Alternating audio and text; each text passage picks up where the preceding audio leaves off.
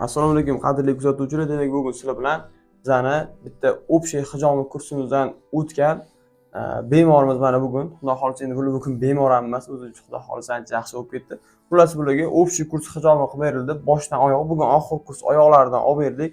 Boshlaridan, yelka, bel, xullas hamma общий tochkadan hijomi qilib bo'lindi. Endi akamiz o'zidan bir og'iz eshitamiz. O'zi siz birinchi bo'lib bizga adashmasam boshqa muammo bilan kelgansiz. Nima masalada keluvdi? O'zingiz bor gapsiz ekan. Tushuntirib aytib o'tirasiz.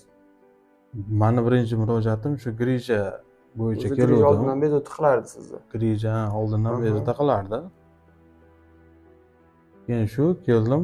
Emirtlarni ko'rdik. Bularni emirtishda endi uzr, ozgina belda qo'shimcha muammolar bor, ozgina suyaklarda shamollash borligi uchun biz oyoqdan osib manual terapiya qila olmasdik.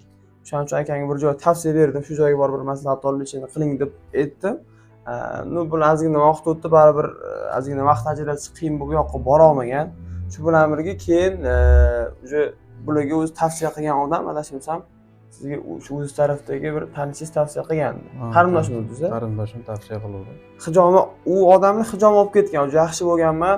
Bunaqa qiyshayib yurganini ko'rib bunaqa yurmasdan shu joyga borgin deb aytgan ekan bularga. Keyin menga telefon qildida, shunaqa hijomi qilib ko'rsang nima bo'ladi? Hijomi quramiz, farqi yo'q. 100% xudo xolisa yaxshi bo'lib ketishini kutamiz, lekin 100% garantiya bera olmaymiz, chunki hijomi o'zi videoda aytib o'tganmiz, grijaga to'g'ridan-to'g'ri ta'sir o'tkazmaydi, faqat qonlanish yaxshilaydi. Xullas akamiz keldi, hijomani birinchi yelkalaridan qo'ydik. Qon juda ham quyuq chiqdi. Sizlarga hozir videosini topsak agar istoriya qo'ygandik, o'tkazamiz. Qon o'zi bunaqa qon men tajribamda menimcha kuzatilmagan. Chunki qon o'zi shudringga o'xshab bir tomchi, ikki tomchi chiqdi. Общий biz 10 ta tochka qo'ysak, 10 ta tochkadan qo'pol qilib aytganda bir qoshiq ham qon chiqqani yo'q birinchi kursda. Juda ham hayron bo'ldim. Hozir surishtirdik. Nima qilasiz, qanaqa ish faoliyati, qanaqa yeb ichadi, nima gap, nima muammo hammasi haqida. Xudo xolisa birinchi kurs yaxshi o'tdi, ketdi. Keyin ertasi kuni rezultat qanaqa bo'ldi? Birinchi kundan keyin o'zingizda bo'lgan o'zgarishlarni bor gapda. Birinchi kundan keyin yaxshi yurdim.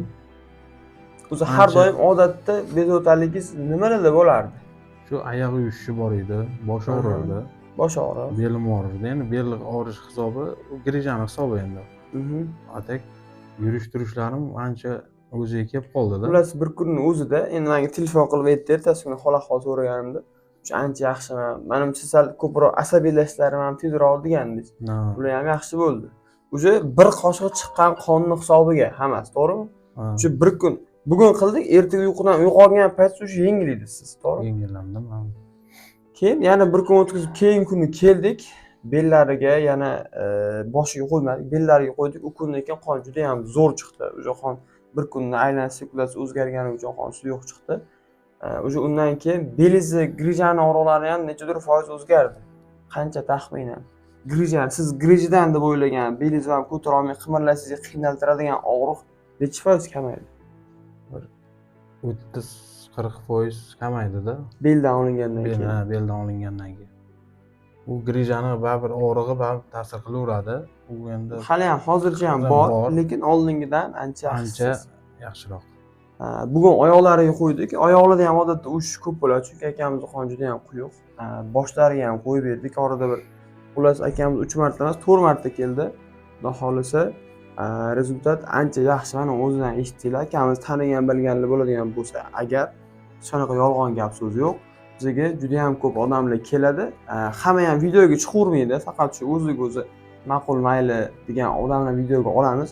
Bizga keladigan odamlarning deyarli 90% hammasi og'izdan og'izga. Akamizga qaysidir tanish aytdi, bu akamiz olib ertagani kimlargadir tavsiya beradi, shu orqali keladi. Xudo xolisa hijomani hech qanaqa umuman zarari yo'q. Har doim har qanaqa muammoga foyda qila oladi. Ayrim muammolar uchun 100% yechim bo'lsa, ayrim muammolar uchun 10% yordam beradi. Lekin bilasizlar, kasal odam uchun, og'rib turgan odam uchun 10% emas, 5% og'riq kamaygani ham juda ham katta narsa. Shuning uchun hijomani hammaga tavsiya qila olamizmi? Tavsiya qilaman. Og'irlik, muammoli joyi yo'q. Muammosi yo'q. Ko'pchilik qon chiqadi deb o'ylab qo'rqadi. Nima fikr bildirasiz? O'zingizda bir xolis fikringiz, og'riydimi, og'rimaydimi, qanaqa? Odamlar o'ylaganchalik xavfli narsa emas menimcha. Yo'q, bu hijoma degani o'zi avvalambor Muhammad payg'ambarimiz sunnat hisobga olinganda u. endi yaxshi narsa deb o'ylayman o'zim. Mana yaxshi bo'ldi. Endi birinchi Xudo marta xohlasa. oldingiz hayotimda. Birinchi, manimcha. hayotimda Endi birinchi bundan marta. buyog'iga Xudo xohlasa olib turaveradi. Endi hijoma olish muddatlari bor o'zi. U o'rgatib qo'ymaydi. Shunaqa noto'g'ri fikrdagi odamlar juda ham ko'p. Masalan, o'zimiz ham hijoma olib turamiz. Demak, akamiz tavsiya qiladi. Xizmatlar kerak bo'ladigan bo'lsa, respublika bo'yicha eng arzon hijoma albatta bizda atigi 100 ming so'mga bitta kurs hijoma olib ketishingiz mumkin bo'ladi. Bundan tashqari bizda hamma asbob anjomlar обновлять bir martalik holatda o'tkaziladi. Belgi rejasi bo'lmasa ham bezovta qiladigan bo'lsa, nomer qoldiramiz, murojaat qilishingiz mumkin bo'ladi. Video yoqqanida like bosib qo'yishni unutmaysizlar. Akamizga ham rahmat aytamiz. Sog'lik, salomatlik tilaymiz. Rahmat.